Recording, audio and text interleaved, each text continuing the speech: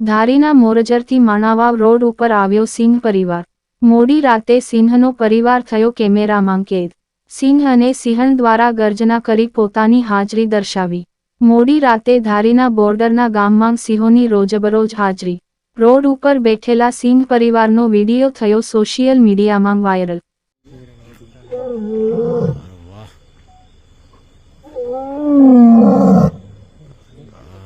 વાહ